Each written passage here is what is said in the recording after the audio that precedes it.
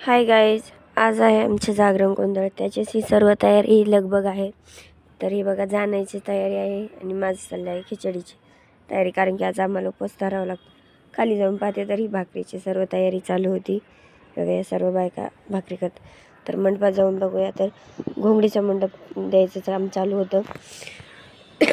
हे बघा घोंगडीचा मंडप तर चढवला, त्याला घंटी खोबरं लिंबू सर्व बांधायचं काम चालू होतं. हे बघा ते बांधण्या अगोदरच इथं तळी भरून घेतली.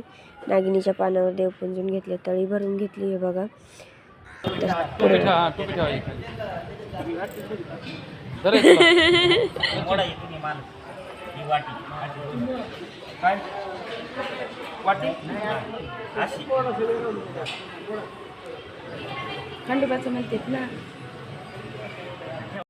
तळी भरून पुन्हा वरती आलं तरी जाणे करणाऱ्यांचं असं काहीतरी चाललं होतं. हे बघा राडा तर खूप होता घरामध्ये. आता कार्यक्रम म्हटल्यानंतर राडा होणार. तर संध्याकाळीच आम्ही असे मस्त रेडी होऊन मार्गात जायला निघालो होतो. हे बघा तर आम्हा दोघांनाही माझा तर असं इतका मळवट भरला होता बघा. नंतर मंडपात आल्यानंतर ताई ते सर्वच होते. वाघे होते, वाघ्यांनी ड्युटी पेटवून दिली. नंतर आम्ही आणि माझ्या हातात दिलं होतं देवांचं ताट. आणि हा शेला माझ्या लग्नातला आहे, तर आम्ही त्यांनीच गाठ मारली होती. हे बघा आणि त्यांच्या खांद्यावरती लंगरही टाकला होता. हे बघा निघलो तर आम्ही मार्गाला जाताना वाघे काही गाणी म्हणत होते, काही देवाला बोलवत होते. तर चला मार्गाला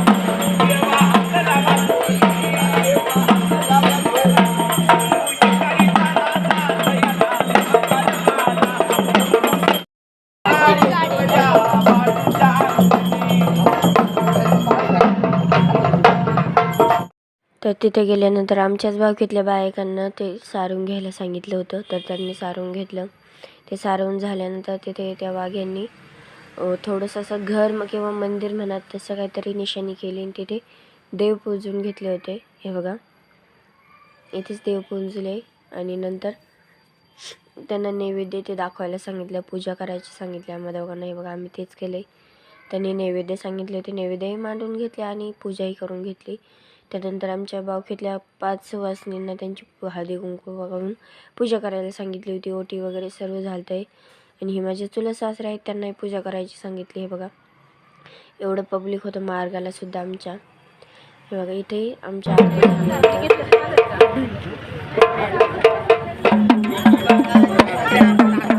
सगळे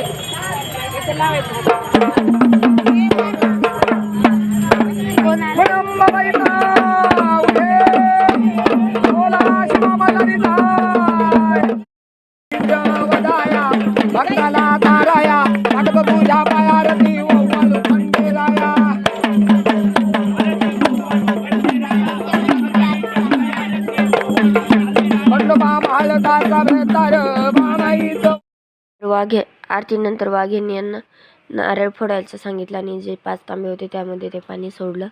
त्यानंतर आम्ही पुन्हा माघारी निघालो. तर माघारी निघतानाही तसेच आम्ही जसे देवांना बोलवत आलो होतो तसं बोलवतच माघारी गेलो. त्यानंतर तिथे गेल्यानंतर आमचे पाय धुवून देवांचं स्वागत केलं. हे बघा असंच आम्ही जसं आलो होतो त्याच पद्धतीने आम्ही माघारी चाललोत. वाघे मग गाणे वगैरे सर्व म्हणत आम्ही माघारी आलो. हे बघा तर अंधार तर झालेला होता, कारण की मार्गाला निघायला उशीर झाला होता. इथे आमचे पाय धुवून देवांचं स्वागत केलं. हे बघा अशा प्रकारे सर्वांनी आमचे पाय धुतले, औक्षण वगैरे सर्व केलं. देवांनाही बोलवलं होतं आम्ही कार्यक्रमासाठी, देवाला बोलवलं. त्यानंतर आम्ही आल्यानंतर असं मंडपामध्ये आलो. हे बघा मंडपात साडी तर इतकी हवी होती ना, ते नंतरच सांगू, डिस्कशन करूच आपण. तर हे बघा वाघे इथे गाणे म्हणत चाललेले होते, देवांना बोलवत होतो. पब्लिक तर खूप होत आणि अंधारे पडला होता. जागरण गोंधळ म्हटल्यानंतर अंधारातच असणं.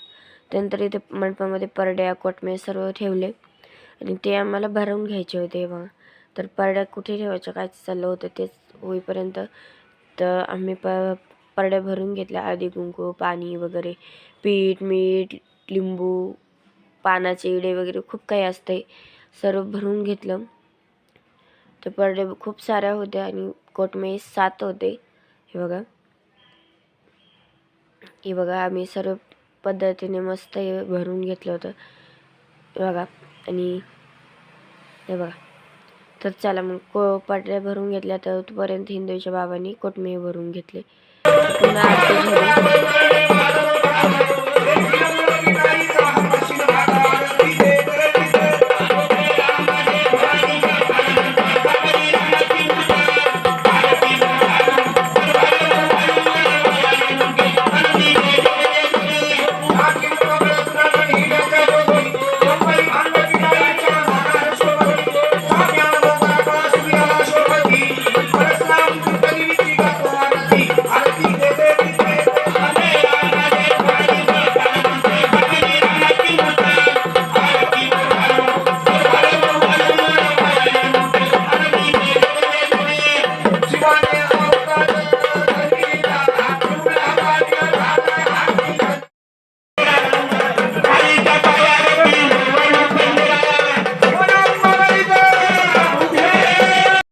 आरती चालू असतानाच खंडोबा महाराज आले होते. हे बघा,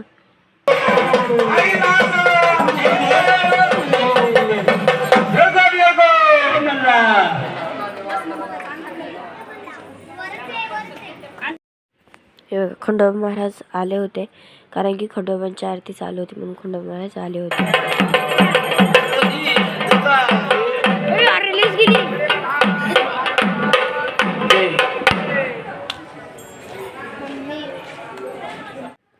त्यानंतर आराध्यांचीही गाणी झाले.